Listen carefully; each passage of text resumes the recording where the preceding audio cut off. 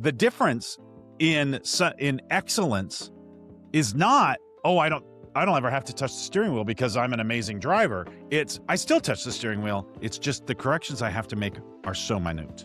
Yeah, I love that. And when you get your opportunity to make that correction, you make the correction based off of where you're going to be 30 seconds from now, not where you are currently. So you are literally, you're pointing to a different place.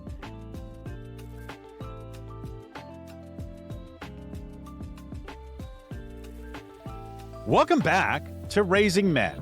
You know, 86% of U.S. men say that being a provider is the defining trait of masculinity.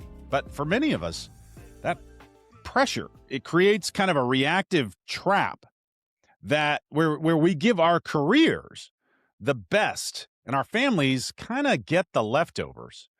Joining us today to provide a new roadmap is Jon Hord. Jon is the founder of the Engaged Father Project. He specializes in helping high-achieving dads overcome the high-achiever trap and move from reactive survival to radical intentionality. Jon, welcome to the show.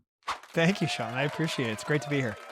Now, let's start here. I think that most men would agree with the statement that a good father provides for his family. But as I discussed, there's a trap hidden in that sentiment, isn't there?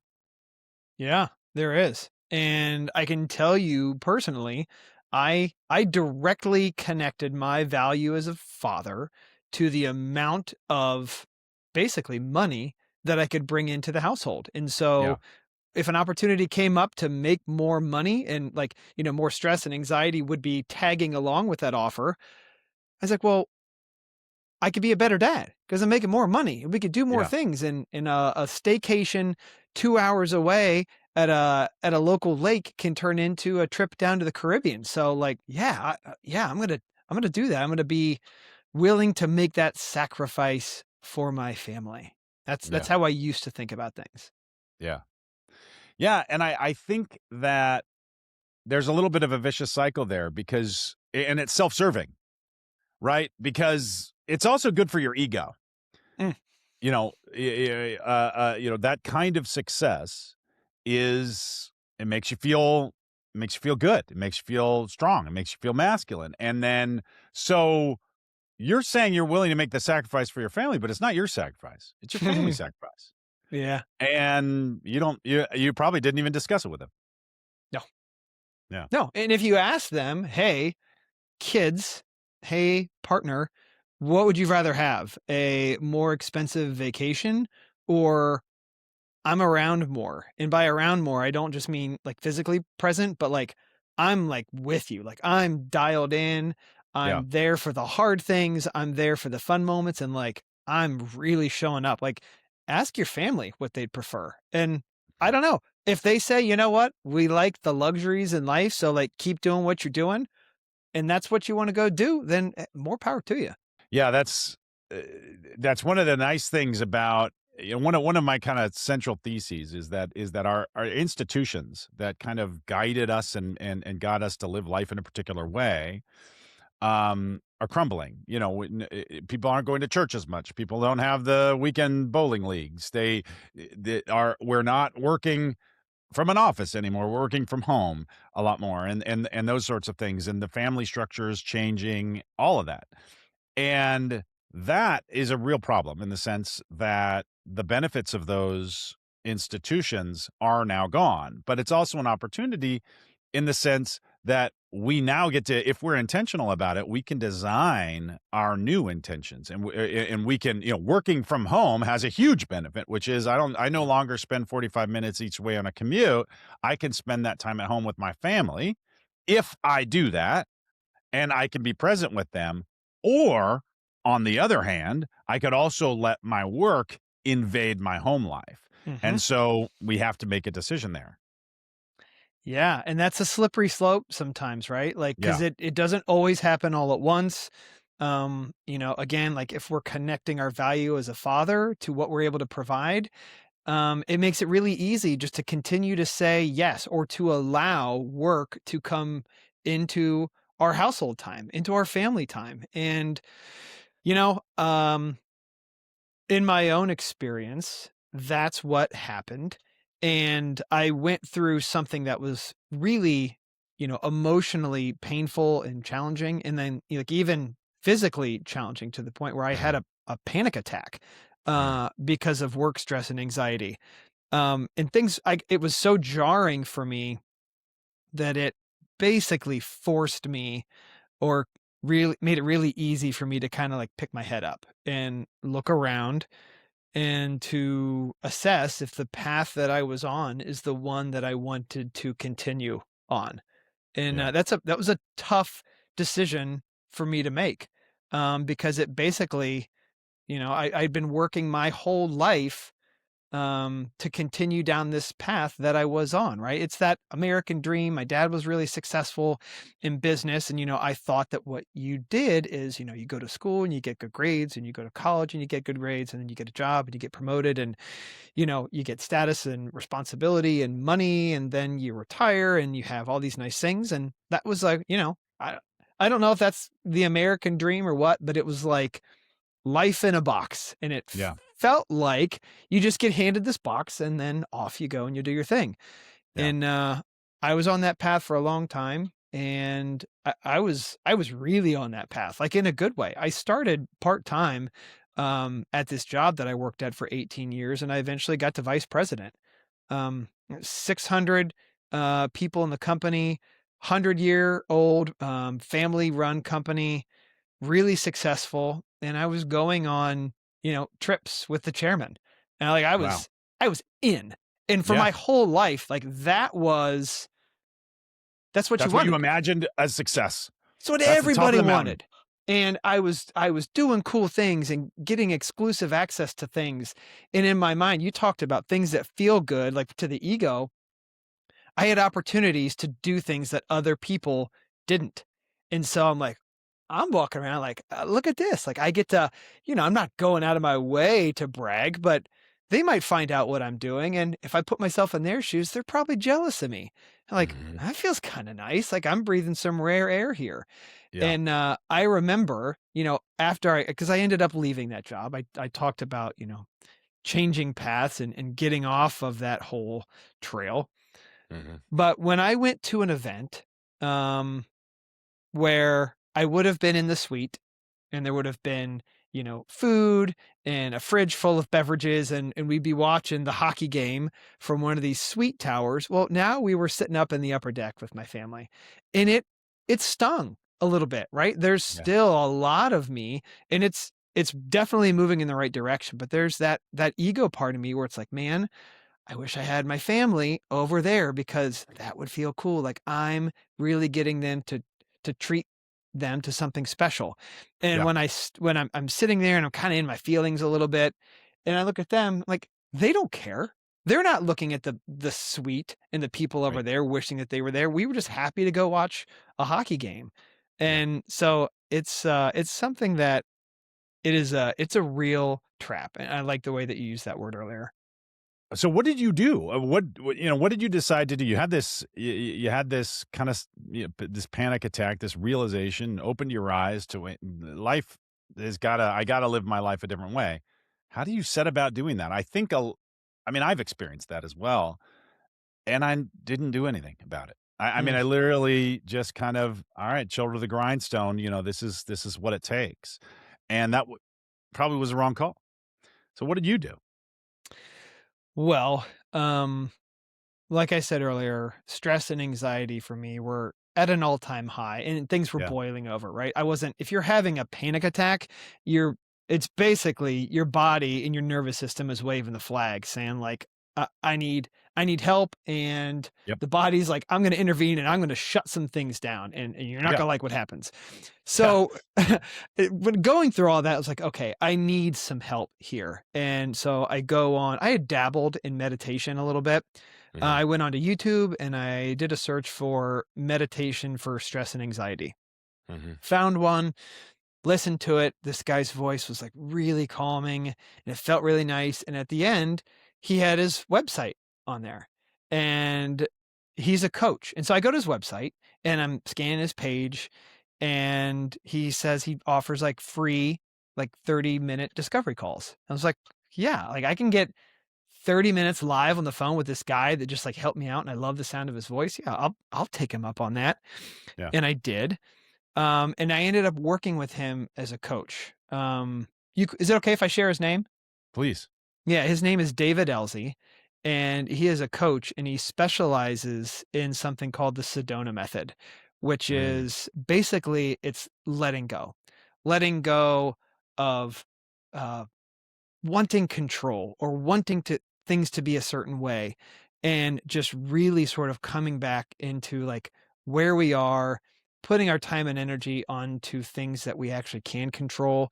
And it was really freeing, and honestly it changed how I saw and experienced my life, in that I got this new perspective, and it's almost like I was able to like lift up the curtain and see the mechanics of everything that was going on inside me. And so I went from like being at the end of this like this whip where I'm just like getting thrown around all over the place, and it just feels like everything is happening to me, to now being able to kind of trace it back and be like, oh yeah, like no wonder I feel that way. This starts to make sense.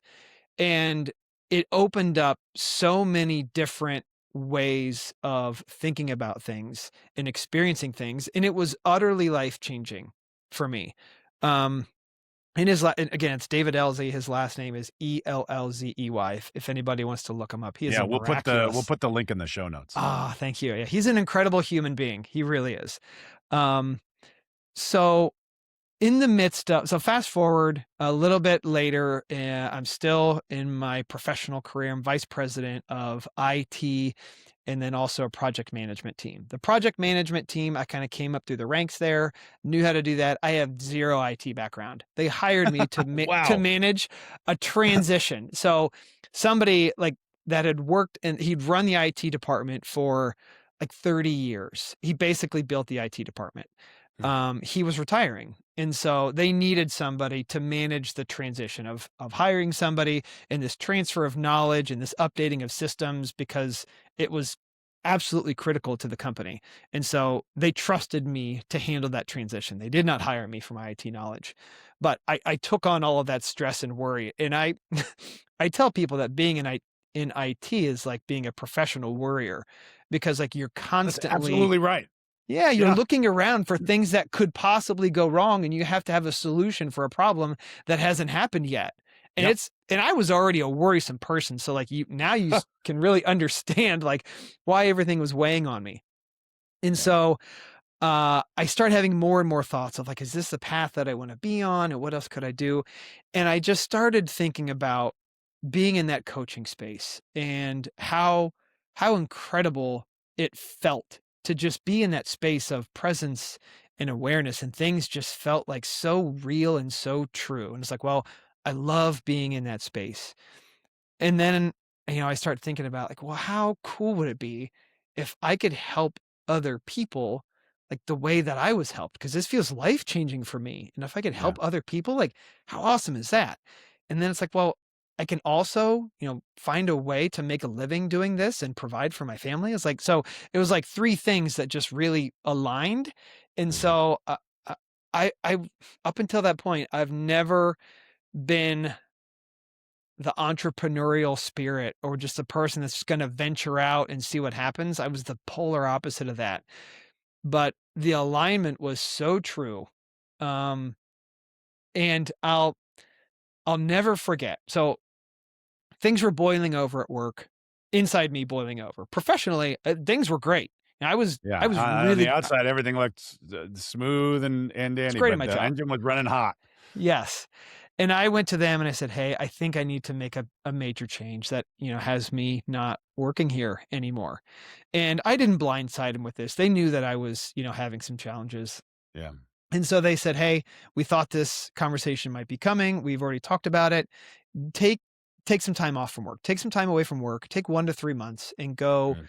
clear your head and just make a decision because we'd love to keep you here, but make a decision from a clear space instead of whatever the weight of whatever it is that you're feeling now, which I didn't even know it was an option. Yeah, good for them. It was Yeah. incredibly generous. And so I did.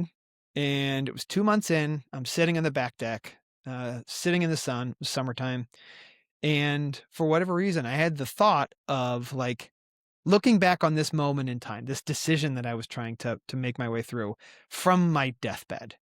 So, Mhm. I'm in my we'll say, hopefully in my 90s, looking back at this moment in time where there is a fork in the road in my life, and I Yep. can go on the one path that all this time and energy for my schooling and in my professional career, it's all been to build this path, and it's there, and it's so secure, and I'm making more money than I thought I've ever made, and I feel like this is what everybody else would want in a career, so that makes it even more attractive to me and my ego. Mhm. And then there's this other one, which is like, it's just a question mark out into the darkness. Like I have no idea how to start a business, what's involved with doing it. None of it. I don't have the connections. I don't have anybody to be like, hey, show me what to do. None of it. And when I put myself in that deathbed scenario, thinking about which one of those two scenarios am I going to be happy with and fulfilled by and proud of, that 90-year-old version of me, it was it was It's crystal obvious. clear. Yeah. And so I called my wife and I said, "Hey, I've made a decision. Made up my mind." She said, "I know." I'm like, what do you I was like, "What Wait do a you" minute. I was like, "What do you mean you know?" She goes, "I knew about a month ago, Wow. and I knew you just needed some time to get there, and I wanted to give you that space." And I Wow. was like, "Wow, like, you're awesome." Yeah. So there I go. I go and I get certified as a life coach, go through this like 10-month really involved transformational process, doing a ton of like work on myself. It's like 50-50. You do this work on yourself, and then the other time, they're teaching you how to coach other people. It was an Yeah. incredible process. And it was actually one of my peers, one of my friends that I met going through that certification process where she had the idea. It was a couple months after we had kind of come out on the other side and we were certified coaches. And she sent me an email and she's like, "Hey, when you were when I was with you going through this whole program and I hear about all these things that you want to improve about yourself as a person, you kept talking about how you want to improve for the benefit of your kids." Mhm. And she's like, "I think you should do that for other dads." She's like, "I think there's Mhm. such a need out there for that, and I think you're the perfect person for it." I was like, "Wow." It's like, "That's pretty fantastic." And so, it was like a back burner thing. I was Yeah. like, "You know what? When I wanna do a group coaching thing, maybe I'll pick that up and develop it." And fast forward like 2 weeks, I was doing some work on my computer and had this, like, lightning bolt moment. I was like, "That's the thing." And I haven't looked back ever since. That's amazing. What an amazing journey. Tell me, there's something that a friend of mine once told me, and it took me, I still wrestle with it, trying to really incorporate the meaning. And he was kind of a spiritual guy, and what he said was, "You make everything. Like that car over there on the road that's driving, you make that." And what he's really getting at is you're the one who assigns the meaning to everything in life. And a lot of our culture tends to funnel people into a particular groove. And you were in that groove. Mhm. And the groove led you to despair. I mean, it led you into a really, really awful place. And what you kind of realized, maybe without realizing it, is you can engineer any kind of life that you want. Yeah. And then you asked for it. And I think a lot of people don't. A lot of people don't even they just, it's like I was describing you. It's, well, okay, let's get back to the grindstone. That was a fun fantasy. Let's go. Mm. And we're trained for that. We're trained to, and that's because there's a tension. You need to have perseverance. You need to have grit in order to be remotely successful at anything. But you also need to be able to give up when or change tacks when it's appropriate to do that. and you need to be able to manage that tension and recognizing even that you're able to do it, allowing your mind to get into that place where you're able to do it is a real challenge and a real victory. And Yeah. you were really fortunate to have a company that was gonna be supportive of that process. Yeah. A lot of companies would be like, well, they would try to pressure you in various ways, and yours didn't. They accepted it, and you were really fortunate for that. But that was also not as much luck as it was you surrounded yourself with the kind of people that would do that, Yeah. and you were also really fortunate to have a partner in your wife that is gonna be supportive of that, and that's something the importance of those 2 things, the importance to surround yourself with people who are going to bully you as opposed to weigh you down is so important. Maybe It the whole is. key to it, right? Yeah, I can't give enough credit to my wife for how she handled all of that because, you know, when I was having some of these initial thoughts about walking away from my job and leaving a good salary on the table to go make no money for a while, to Right. make an To spend investment money. in coaching, and then on like betting that I'll be able to make money at some point, or that I'll learn how to do it. She The way she handled that, she was just always supportive. She just said, Yeah, "John, I want you to be happy. I can see that you're not happy, yeah, and we'll figure it out." And, if the roles were reversed, I I don't think I would have been able to handle it with such grace and compassion like she did. I'll be honest. I don't think most people would. But she, on a scale of 1 to 100, she was a 100 through that. And yeah, I'm so grateful. yeah, that's amazing. So tell me more, tell me, what came of that is called the Engaged Father Project, and so tell me more about that. Yeah. So the Engaged Father Project, in and of itself, it's an 8-week program that I created, really with the goal of helping dads carve out some time to get really clear on how they're handling fatherhood. Mhm. Um, are they are they living up to the version of the dad that they want to be? And I go back to that, later in life scenario again and again, where it's like I will be the dad. I'm always sitting on a dock in this scenario. I'm sitting on a dock and I'm looking out over the water, and I'm going to feel so good about how I showed up for my kids during their formative years and for all of their life, but especially the young years, because we are we are teaching them how to be people, and we teach them with our actions, not our words. And I'm not saying that we shouldn't have good, meaningful conversations with them, but they Yeah, learn far more based off of our actions, yep, and in particular, how we handle the tough moments. And that's what's really tricky because, you know, I, I, I tell people that we've got like two playbooks as a human being. The first one is when things are going well and like we're calm and we're happy and we're loving and filled with joy and like all these positive things. the And happy then path. Yeah, happy path. It's yeah, real easy to be happy when you're on the happy path. yeah, And then there's the other playbook that's there when things are like stressful, you know, the stuff's hitting the fan, the house is melting down, you feel like disrespected, or I don't deserve this, or I work so hard and I come home, whatever. Like I've certainly experienced that. And I think it's pretty common that most people have. And you yeah, got that playbook where like, this is how you handle tough situations. yeah, And playbook one goes out the window when things are stressful. So like, as a dad, if you actually stop and you're honest with yourself about like, okay, what's playbook number 2 look like? Am I raising my voice? Am I wrinkling my forehead and like my face just looks like really serious? Like what's happening in that moment? It's so hard for us as human beings to be aware of what's actually going on in those moments for ourselves because we're reacting in that moment. So the Engaged Father Project. That's one of the things that we do is we dive into that and we figure out how are you showing up in these tough moments? And does it align with the type of dad that you want to be? Well, mhm. what type of dad do I want to be? I don't know, you tell me. Like It's not, "Hey, do what I do or parent the way that I parent." It's like, "What are you going to do? What can you do now that's going to make you feel amazing when you're sitting on that dock when you're 70?" And, uh, interestingly, and we spent a lot of time talking about it already, but all of the professional aspirations of being a provider that so many men have, like, most of those guys, they have a 3 and a 5-year and 10-year plan when it comes to Mhm. work, promotions, and Mhm. all that stuff.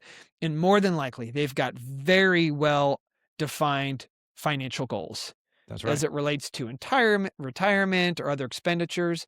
Not many dads have a goal when it comes to what type of parent do you want to be, Yeah. other than I want to be a good dad. What does that mean? What what's a good dad? Like that is such um that's such a subjective term, Yeah. right? And it gets Yeah, it's passed around very a yeah, lot. and in fact, if you don't think about it, if you're not intentional about it, you're gonna default to, "Okay, good dad makes lots of money, so I guess I'll go back to the office."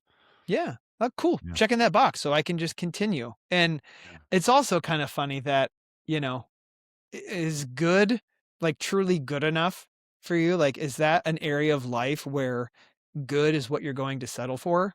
Yeah. Like if you were going to assign like a numerical value between like 1 and 10 to like the word good, like what what value would you 6. give it? Yeah, I'm with you. I'm Yeah. like a 7. So a Yeah. 60 or a 70%. I Right. think yours is a D or an F, and I think mine would be like a C C minus. minus. Yeah, right. Like I know I'm kind of making a joke, but do you just want to be a good dad? And like, no, I don't. And I refused to just try to Yeah. be a good dad. I'm going to be a friggin' incredible dad. And I have my flaws. Like I'm not perfect. I laid an egg last night. Things got stressful and I didn't yell, I didn't raise my voice, but like my emotions got raised and I handled the moment differently than I would have liked to. But I can also point to the fact that I've made tremendous progress with how I handle tough situations. And I've Mhm. also like empowered and enabled my family to give me feedback like in real time if I'm getting frustrated. And that was like just a couple weeks ago. My wife gave me some feedback. She was quietly keeping some notes. And I love her for this. She noticed that I would display frustration at some point, not boiling over, but I would either visibly, like my tone or my face or something, where I would show some frustration with one of my kids. Mm. And she said, "Hey, I want to let you know that over the last 2 weeks, it's been almost every day where I've noticed there's something where there's been some frustration." And that felt like such a I don't wanna say punch to the gut. It wasn't like a sucker punch. It stung to hear that Yeah. news. Yeah. And I was like, "Thank you for telling me." 1, if that's not easy for you to say to me, I really appreciate you saying it. And then I said, "Keep tracking it and watch what happens over the next 2 weeks." And it was like that happened like 3 weeks ago. So last night was like the first time where I missed the mark. So I was like 20 for 21 to the good, where That's my great. run rate before that, I was 0 for 14. Right. And again, I wasn't like doing damaging things, but frustration was showing up. And I don't want that for my kids.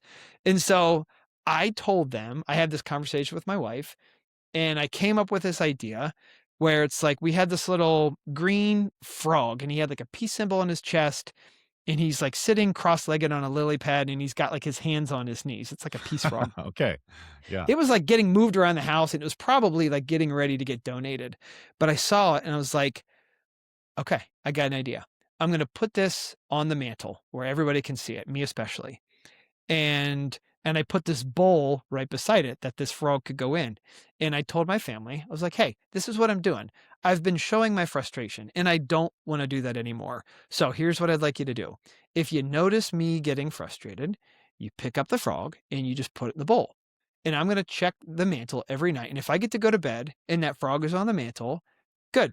Pass. You did it. You had an intention to manage your emotions successfully and you accomplished it. If the frog's in the bowl, it means you slept a little bit. And I I'm s I'm so proud of myself. 1, for taking hard news like that and making a positive change. Right. But to empower my kids to be able to, like, raise their hand and say, like, "Hey, dad, like, you said you didn't wanna show up this way, and you are, and so I'm gonna tell you that you Yeah. are because you Yeah. told me, like, 1, not only is it okay to do it, but 2, like, that you want that feedback." I just I can't imagine what that must feel like for a kid to That's right. feel How valued empowered and they are. a Yeah. respected member of the family that way. Yeah. So, yeah, I don't mind, patting myself on the back for that one. No, you should. I I think think it's a that's a great real idea, victory. and it's working. I'll, uh, I'll point out a couple other things that come to mind with that. And, the first is that your wife was aware of the standard, right?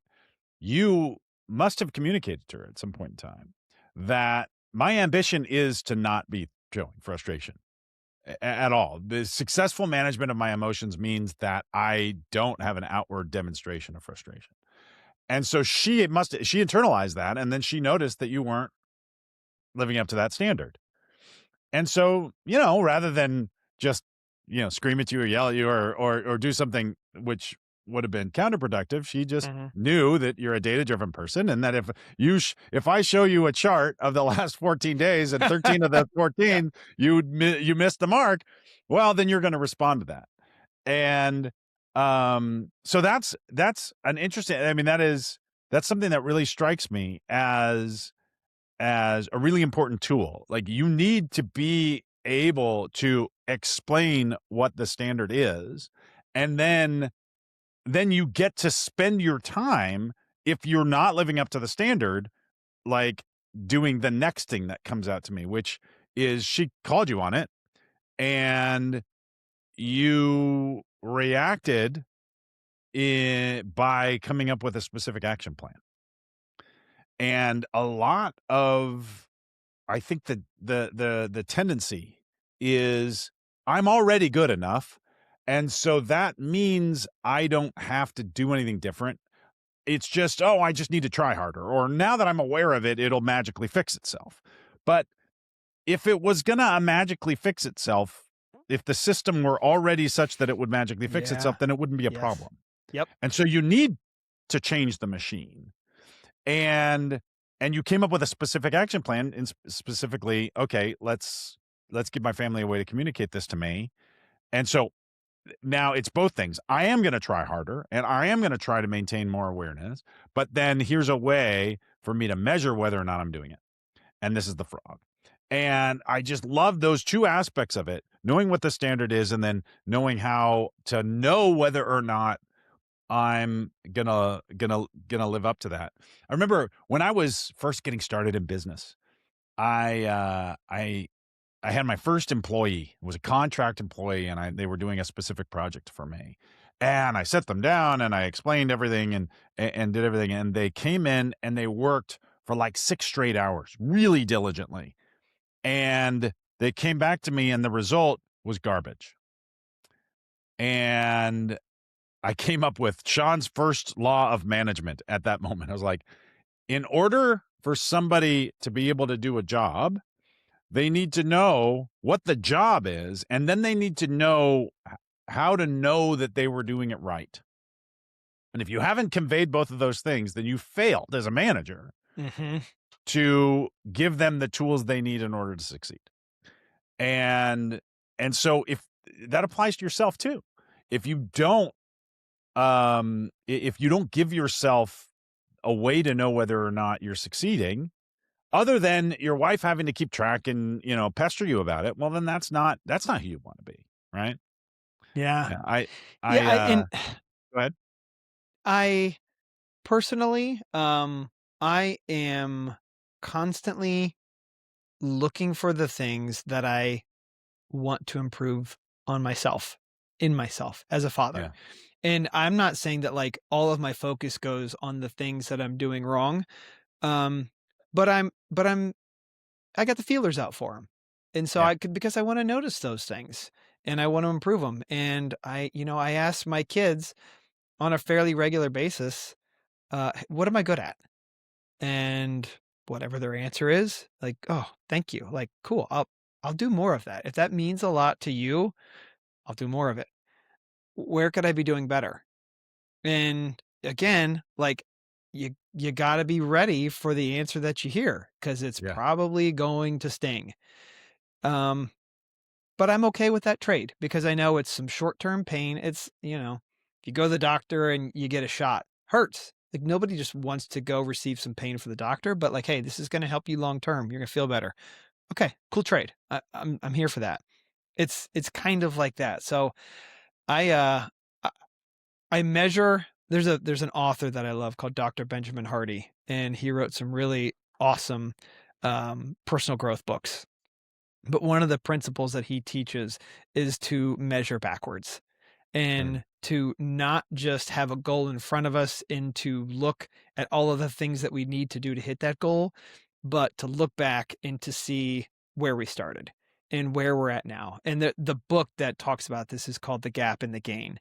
And Mm. so like if you've got 2 points, like where you started and where you want to be and like you're in the middle, like what do you want to focus on?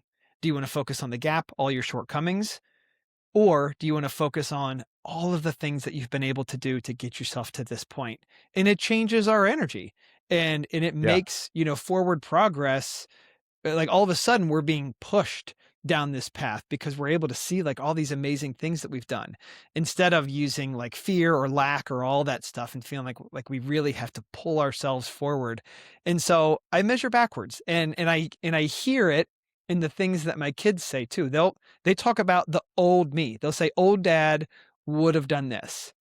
And like that is music to my ears. Now, I could take that and be like, "Oh man, like, I could have shame over whatever old dad did, and, like, I'm so sorry that I was that way, and I could get stuck in that. It would be easy to do that, but for there to be an old dad, it means there has to be a new dad, That's right. and that is my progress, Yeah. and to hear them for them to be able to articulate the difference in how I'm handling things now versus how I used to come from 2 kids that aren't that old.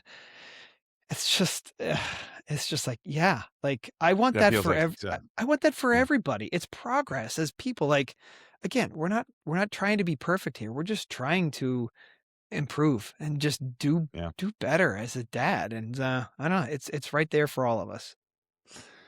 Yeah, I have this, one of kind of the principles that I've identified in this space is, that excellence is failure, right? And which is that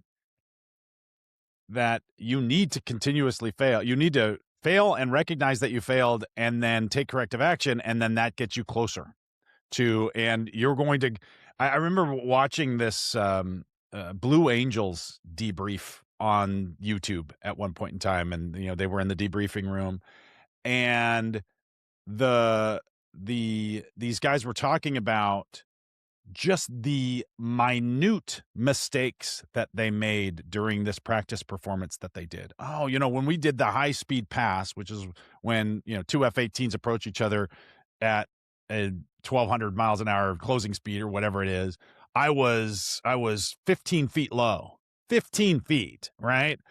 And um, and I was thinking, man, I would struggle to get within 100 feet of the Mhm. target. They're flying on a knife edge and noticing that they're 15 feet low. And the way that that happens is they didn't start off 15 feet low. They started off being able to be within, 100 or 200 feet. And then they notice that. And then you take a little bit of corrective action. And I feel like we all have, in any given moment, we have a capacity for correction. It's like you can only touch the steering wheel one time every 30 seconds.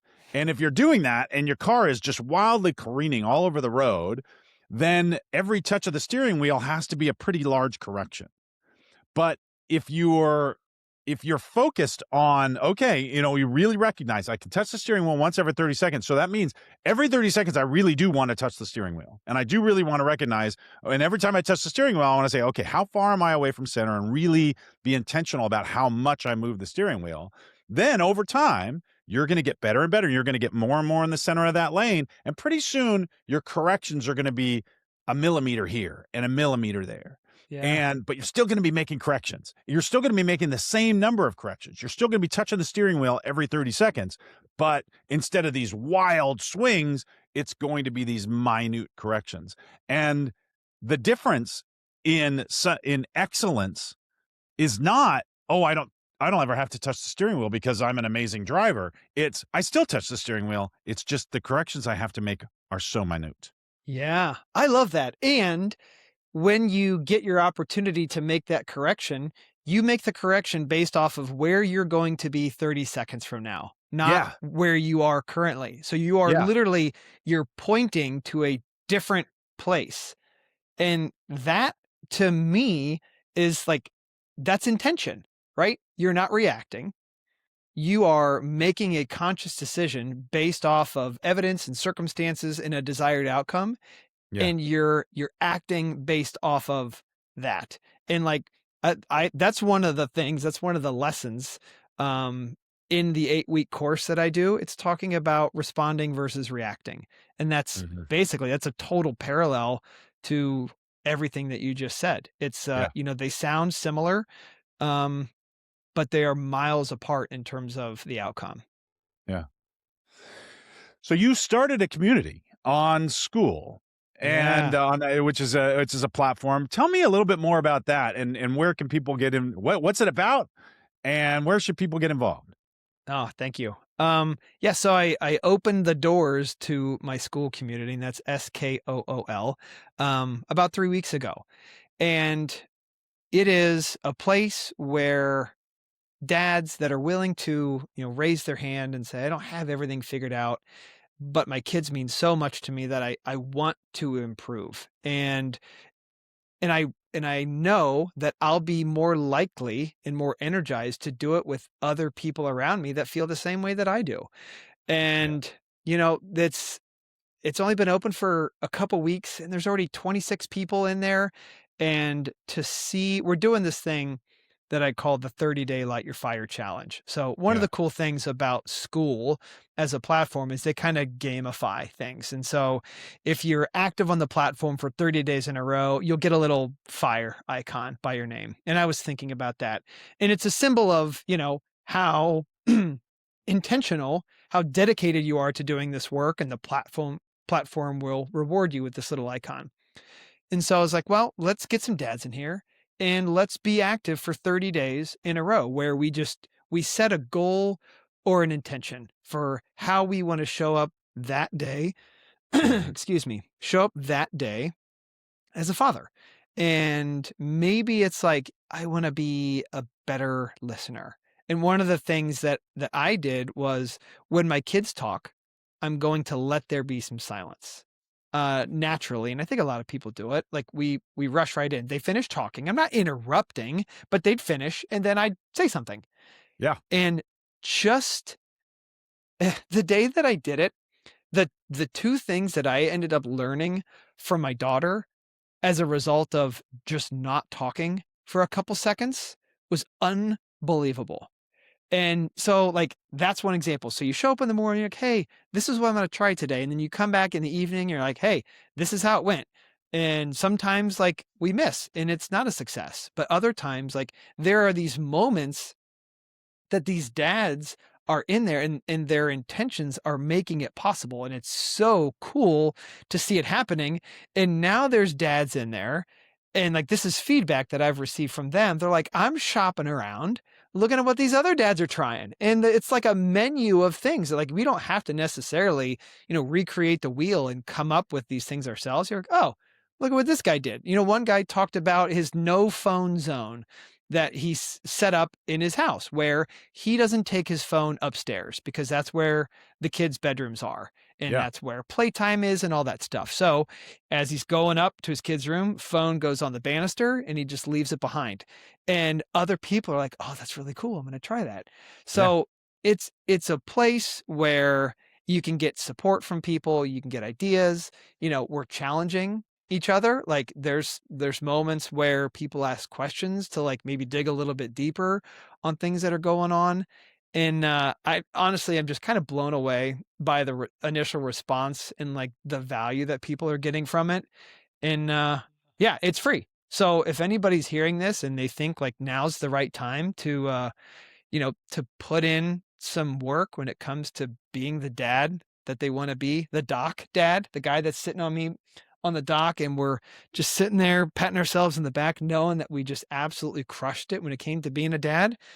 Yeah, come join us. Like there's no cost. Come jump in, come do the 30-day challenge and just kind of watch what happens. That sounds awesome. Yeah. And so the links to all of those things are in the show notes. And I'll tell you what, John, I'll make a commitment to you. I will join the platform and I will do the 30-day challenge starting Yes. today. Awesome. As soon as we get finished talking, you'll see me on the platform and I'll get on there.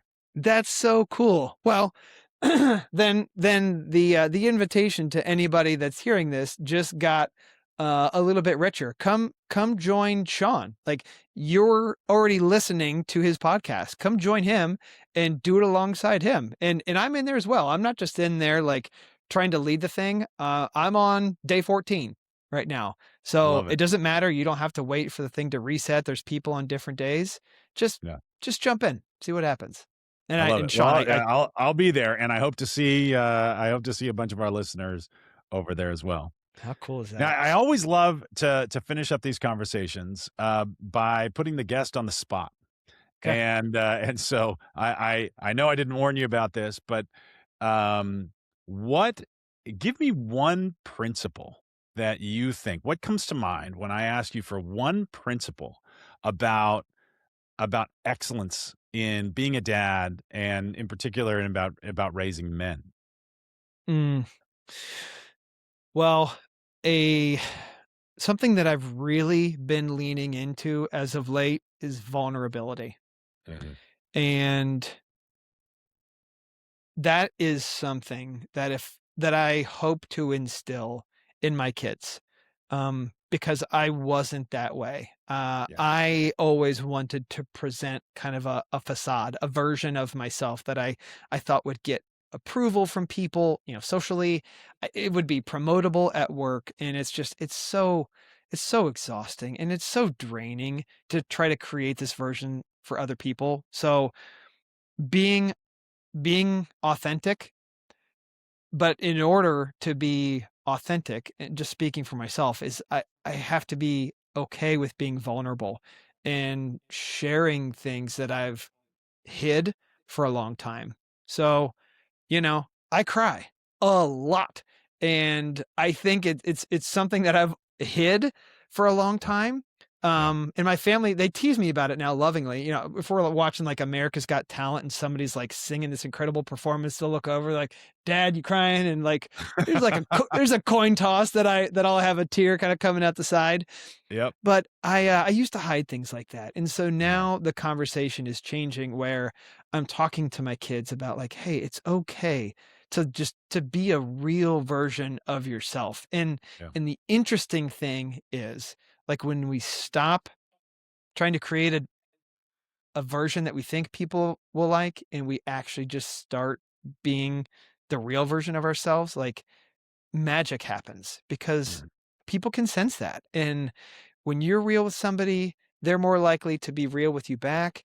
And like that's when like human beings can start just being humans with each other instead of feeling like we're in this competition or this race or being unwilling to show that like life is hard and that we all have challenges. Like there's something so refreshing to be around another person where it's just like, oh, like we don't have to pretend. Like Yeah. we can just be real people around each other. So there you go. Be vulnerable, be I authentic. love that. I definitely still, to this day, feel shame if I start to cry. And I think as you get older, um, the propensity to cry gets higher. I mean, for whatever reason, and it just things seem much more poignant to you. And so it's definitely happens to me. I'll cry in movies where I wouldn't have 20 years ago. And I'm reading a book right now called Super Communicators by Charles Duhigg. And he goes so far to say that there's no connection without vulnerability, Mm, that there is actually a physical thing that happens in our brains when we connect, and where we get on the same wavelength, literally. And that connection doesn't happen if, or you can jumpstart that connection by being vulnerable with one another, by having an emotional discussion, and it doesn't happen if you don't. You can, you can have a planning discussion, and that's fine, and that's, there's nothing wrong with that, but that's Mhm. not where connection is. Connection is in that vulnerability space. And I think that we're getting to a point where connection is becoming a lot more important than it used to be in professional life, in our ability to succeed in our culture, in just about everything. And that's part of what I consider to be the masculinity crisis that we're going through. Is we're not trained. We're not by default wired to connect with one another. That's what women do. And they're better at it, and so they're more suited to the modern world than we are in that respect, Mhm. and we gotta get good at it, Yeah. and that's part of it. I love it. Yeah, and I agree with everything that you just said. And I think, when you think about artificial intelligence and what it's going to do, I think the value of authentic human interaction is only going to increase. Yeah, And so, if you start thinking about AI, it's real easy to go down a dark path and just to think about what could happen. I am choosing to be optimistic about it and to think that it will cause the pendulum to swing in a direction where people seek out real human connection, because it will be more scarce, but it will then by default be more valuable. that's exactly right. I think you're right about that, and I hope we end up in that future. Me I too. really do. And you know what? The arc of history tends to go that direction, and so I think the optimism is warranted there, but the pessimism is also warranted. Like, if you worry about it, then we can prevent the bad future as well. Mhm. Yeah. Well, John, it has been an absolute pleasure. Thank you so much for spending the time today and coming on the show. And I look forward to seeing you on the Engaged Father school platform. I'm really, really excited about taking that 30-day challenge. Awesome. And thank you for the time. Sean, you are incredible. This has been an absolute blast to share this time in this space with you. So I really, really do appreciate it. Thank you. Likewise. And to all of our listeners and watchers, if you're ready to stop reacting and start leading your son with radical intentionality, and practice some of the things that Jon Hord shared today, head over to the Engaged Father Project and join the school platform. And I'd like to see you there. And please reach out to me. Or you can visit raising.men for today's episode tools. And remember, you are a great parent.